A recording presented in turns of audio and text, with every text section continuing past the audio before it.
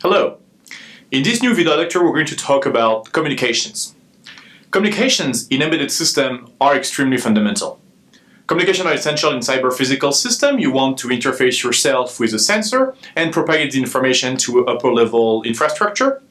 Communications are essential in distributed controls. You want to propagate your control information. You want to propagate the sensor activities as well to a more central computing element. Communications are essential. That's it. In this figure, you have the example of a modern car system. Modern cars consist of several microcontroller units interconnected with various protocol technologies, CAN bus, LIN bus, and so on and so forth. All this distributed computing only operates on a single task and takes information from all the other units across the car.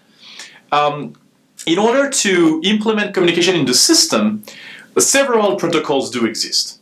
You have the big family of parallel buses, such as the regular parallel communication you were able to find in your old printers, as well as in many modern processors, the internal memory bus. You will also have the GPIP protocol that is still a very actual standard for instrumentations. On the other end, you will have serial buses with examples such as UART, I2C, SPI, as well as more modern buses, USB, CAN, and so on and so forth.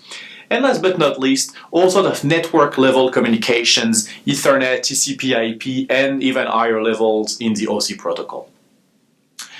Before moving forward, let us actually look again at what is inside a microcontroller. I showed this figure already several times, and within a microcontroller, you do find several bus levels. The main system bus interface that does the memory interface between the processor core and the various memory elements. This is a high-performance bus, as well as the peripheral bus interface that will connect your main system bus to the various peripherals. While those protocols or those buses are typically using parallel buses, they are internal to a chip. You can tolerate large signal lines to have several, to have a very good performance. All these other peripherals will be bringing serial interfaces to the outside world. You will find your I2C, your SPI, your UART, and so on and so forth, that will be designed to interconnect your microcontroller to the outside world. Now let us review some various communication technologies. The first distinction I want to make is parallel communication versus serial communication. In parallel communication, two devices are connected together with a parallel bus that consists of several signal lines. In this example, we have an 8-bit signal line. All those bits, all those signals will carry 1 bit of information, which means that when you capture the data, you'll be able to latch a complete 8-bit word into your processor at a time. On the other end, you will find serial communication, in which your complete 8-bit word bit, 8-bit word bus, will actually be serialized and sent through a single line. This, you will see some data capture going on at several points in time in order to recreate, deserialize your information on the receiver front.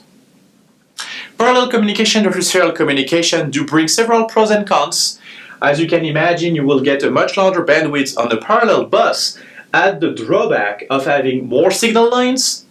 It is actually even more of a challenge nowadays with large data bandwidths, because you will have to ensure that data capture happens exactly at the same time. On the other end, with serial communication, you need less wires.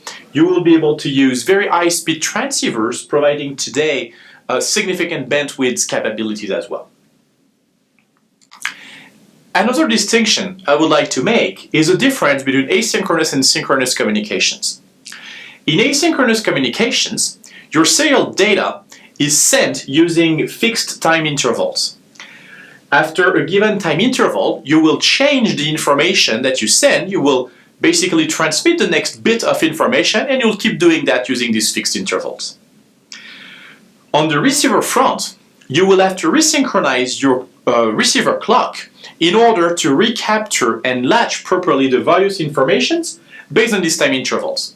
To know when to start, you will use start bit and stop bits, and that will be used to trigger the synchronization process on the receiver side. On the other end, for synchronous communication, Your data, your serial data is sent synchronously to a clock signal that is propagated as well as part of the bus protocol. That way, the receiver will be able to use this clock signal in order to latch and resynchronize itself with the input signal. Again, there are pros and cons with these two different techniques.